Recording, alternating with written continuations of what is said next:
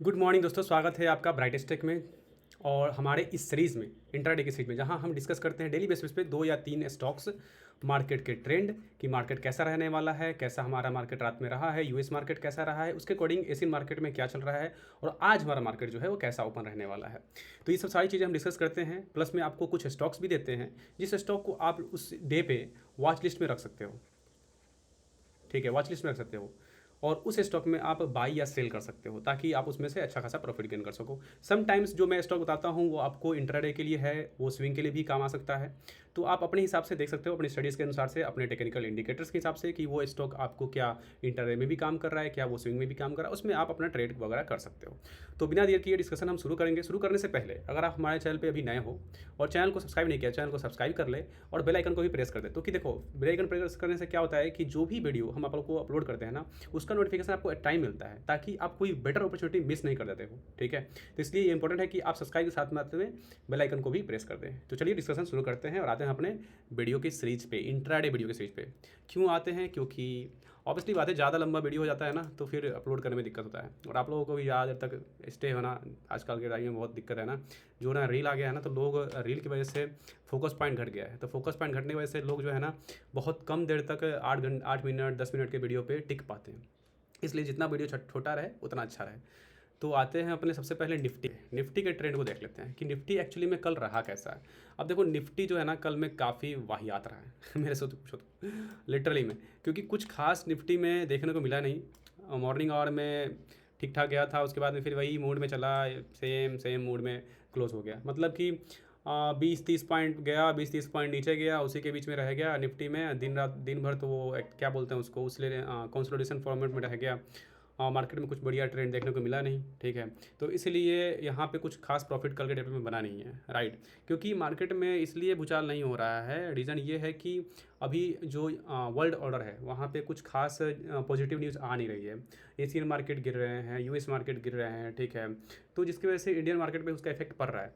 But मैं आपको एक चीज़ यहाँ पे ना क्लियर बताने वाला हूँ, वो चीज़ ध्यान देने वाली है।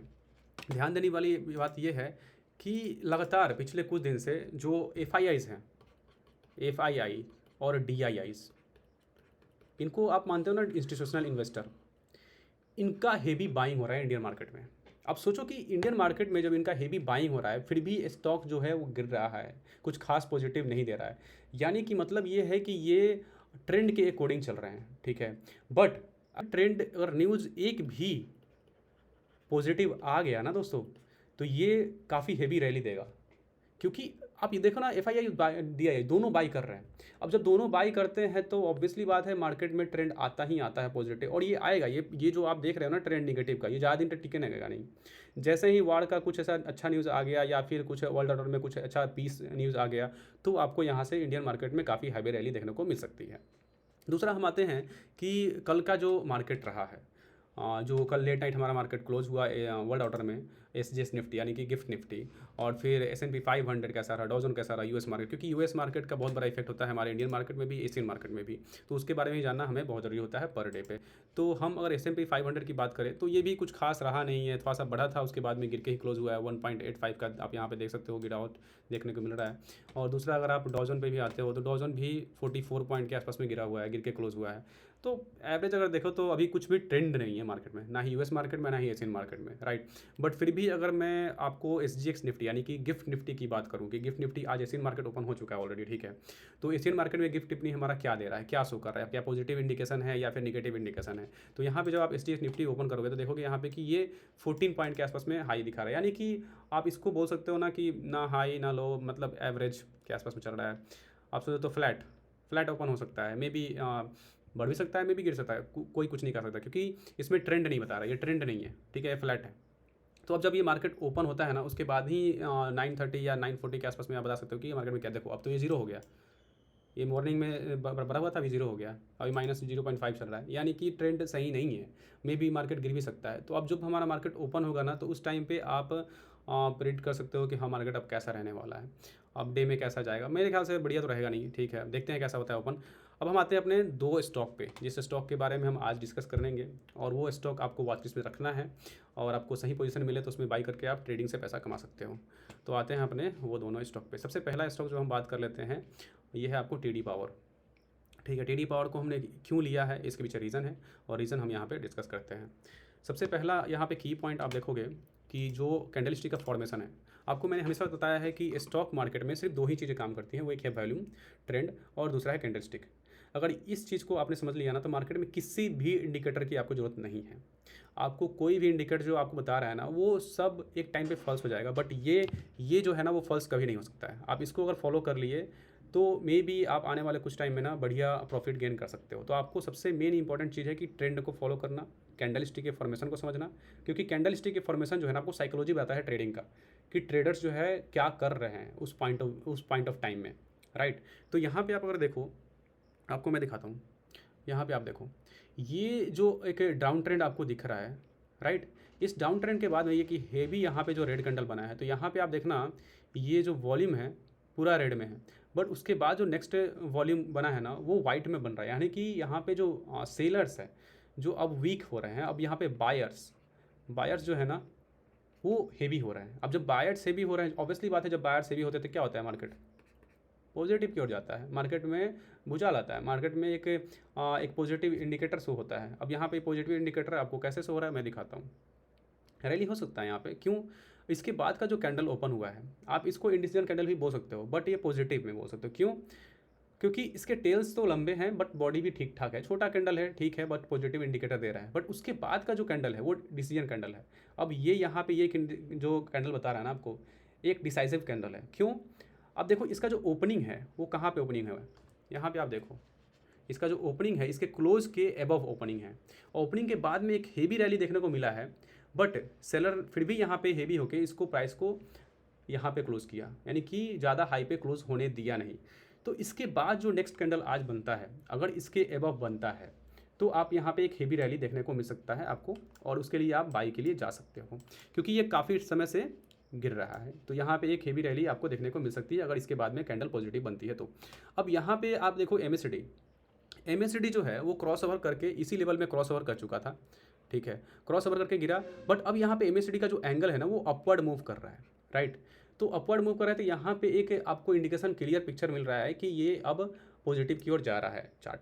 दूसरा यहाँ पे आप देखना आरएसआई, मैंने आपको आरएसआई को भी कंबाइन करने के लिए बोला है। तो आरएसआई कंबाइन जब करते हो तो यहाँ पे देखो आरएसआई जो है 41 के आसपास में चल रहा है। मैंने हमेशा बताया कि आरएसआई जब आप 40 के आसपास में आ जाए ना, तो आप उसमें बाइंग के लिए पोजीशन के लिए देख सकते हो, ठीक है। जब आपको सही पोजीशन मिले तो आप उसमें बाई कर सकते हो, राइट। तो इस एंगल के हिसाब से ये स्टॉक जो है परफेक्ट जोन में है अभी बाई करने के लिए। अगर मार्केट पॉजिटिव रहता है तो आप बाई के लिए जा सकते हो, अगर मार्केट नेगेटिव रहता है तो आप थोड़ा सा टाइम के लिए वेट कर सकते हो, जब आपको एक क्लियर विजन मिले, क्लियर पिक्चर मिले चार्ट पे कि हाँ अब ये बाइंग का सिग्नल आ चुका है, इससे नीचे लेवल में नहीं जाएगा, तो वहाँ पर आप बाई कर सकते हो इसमें। ये हमारा पहला स्टॉक है। अब आते हैं हम अपने दूसरे स्टॉक पे, बट इसमें मैं 1 आवर का चार्ट भी दिखाता हूँ आपको स्विंग ट्रेडिंग के लिए। और आप स्विंग ट्रेडिंग करना चाहते हो तो मे बी, क्योंकि स्विंग के लिए मैं 1 आवर का चार्ट फ्रेम देखता हूँ, ठीक है। आपको 1 आवर का चार्ट फ्रेम यहाँ दिखाता हूँ कि क्या कह रहा है 1 आवर के चार्ट पे। आप 1 आवर के चार्ट देखोगे ना, तो यहाँ पे देखो काफ़ी नीचे से, यहाँ से 480 के आसपास तक गिर के आया था ये। उसके बाद से कितने तारीख को, ये 13 जून को, उसके बाद से ये काफ़ी हेवी रैली इसमें देखने को मिला है, बहुत काफ़ी लंबा हैवी आया है यहाँ तक रैली। उसके बाद ये स्टॉक गिरा है। अब गिर के देखो तो ये 40 के आसपास में आ चुका है, 45 के आसपास में आरएसआई चल रहा है, और एमएसडी भी गिर के काफ़ी लो पे आ चुका है, ठीक है। अब यहाँ पे ये कैंडल जो बता रहा है, अभी भी बता रहा है ना कि बेस जोन में है, यहाँ से ये गिर सकता है। तो जैसे मार्केट जो है ना गिर सकता है, कब, ये स्विंग के लिए, ठीक है। तो आप इसमें ध्यान देना कि अगर आज की डेट में अगर ये पॉजिटिव में नहीं जाता है, नेगेटिव में जाता है, ठीक है, तो आप कुछ टाइम के लिए, कल ये मंडे के लिए वेट कर सकते हो, और मंडे को ना इसमें आप बाई करके स्विंग के लिए जा सकते हो, ठीक है। या फिर आज के इवनिंग में आप स्विंग के लिए जा सकते हो, इवनिंग में बाई करके, इवनिंग आवर में, ठीक है। क्योंकि यहाँ पे जो कैंडल स्टिक का फॉर्मेशन है अभी भी नेगेटिव में है।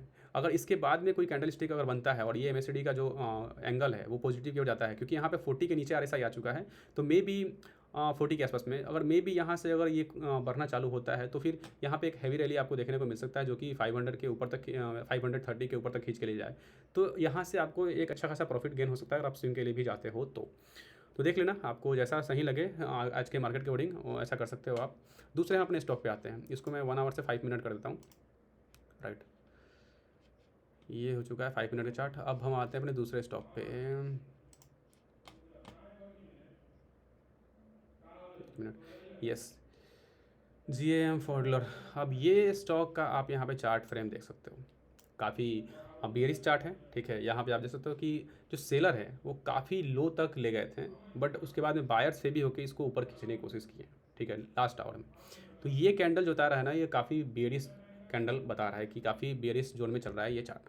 ठीक, MACD यहाँ है, बट मैं यहाँ इस स्टॉक को इसलिए लिया हूँ तो क्योंकि यहाँ पे RSI जो है वो देखो 22 के आसपास में आ गया है, काफ़ी लो हो चुका है RSI। तो यहाँ से इस पॉइंट से मे भी अंदाज़ा है कि मार्केट रिवर्स करे, मतलब कि यहाँ से इसका चार्ट रिवर्स करे और ये पॉजिटिव की ओर जाए। ठीक है, तो अगर इसके बाद जो कैंडल आज का मॉर्निंग का बनता है, ठीक है, ओपनिंग के बाद में अगर पॉजिटिव में बनता है तो आप वहाँ से ना एक बाइक ले जा सकते हो, क्योंकि जब RSI 20 के आसपास में आ गया ना तो यहाँ से रिवर्सल तो डेफिनेटली तय है। ठीक, अगर रिवर्सल होता है तो एक अच्छा खासा प्रॉफिट देखने को आपको इसमें मिल सकता है। ठीक है, अगर मार्केट नेगेटिव में रहा, इसका चार्ट अगर नेगेटिव में रहा तो आप सेल की तरफ से जा सकते हो, थोड़ा सा और भी सेल करके कुछ प्रॉफिट इंट्राडे के लिए कमा सकते हो।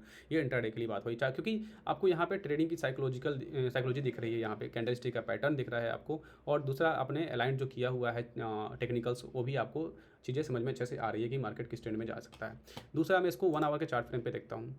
राइट, 1 आवर के चार्ट फ्रेम पे आता हूँ। अब 1 आवर के चार्ट फ्रेम पे अगर देखोगे आप तो अभी भी ये जो कैंडल स्टिक का फॉर्मेशन है वो टोटली बता रहा है कि यहाँ से और भी मार्केट गिरेगा। अब MACD क्रॉसओवर कर रहा है, तो मे बी आपको आने वाले कुछ टाइम में यहाँ पे सेलिंग दिखे और ये थोड़ा सा और गिरे। बट अगर इंट्राडे की बात करो तो इंट्राडे में इसमें पॉजिटिव आ सकता है, तो आप इंट्राडे के लिए बाई पे जा सकते हो। अगर आप मार्केट नेगेटिव में आता है तो आप सेल के लिए भी जा सकते हो, बट कुछ टाइम के लिए, ज़्यादा देर के नहीं, क्योंकि ऑलरेडी RSI 20 के आसपास में आ चुका है, तो वहाँ से ज़्यादा नीचे गिरने की आसार है नहीं। ठीक है, बट अगर आप एक स्विंग ट्रेडर हो तो स्विंग ट्रेडर के लिए यहाँ पे सेलिंग का अपॉर्चुनिटी है, आप इसमें सेल करके प्रॉफिट गेन कर सकते हो। सो बस इतना ही है, और आज के लिए बस इतना ही काफ़ी है। हम अपनी वीडियो को यहीं पे विराम करेंगे। तब तक के लिए दोस्तों मेरा रिक्वेस्ट है आपसे कि अगर हमारा वीडियो से कोई भी आपको क्या बोलते हैं उसको बेनिफिशियल हो रहा है जर्नी में, ट्रेडिंग की जर्नी में, तो प्लीज़ हमारे चैनल को सपोर्ट जरूर करें। सपोर्ट करने के भी यहाँ पे यानी कि आप लाइक करें और हमारे कंटेंट को शेयर करें। दूसरा, जितने से जितने लोगों को हो सके अपने कलीग्स को, फ्रेंड को, फैमिली को बताएं हमारे चैनल के बारे में, कम्युनिटी को जुड़ने के लिए। हमारा कम्युनिटी आप इंस्टाग्राम पे भी है, आप हमारे वेबसाइट भी फॉलो कर सकते हो।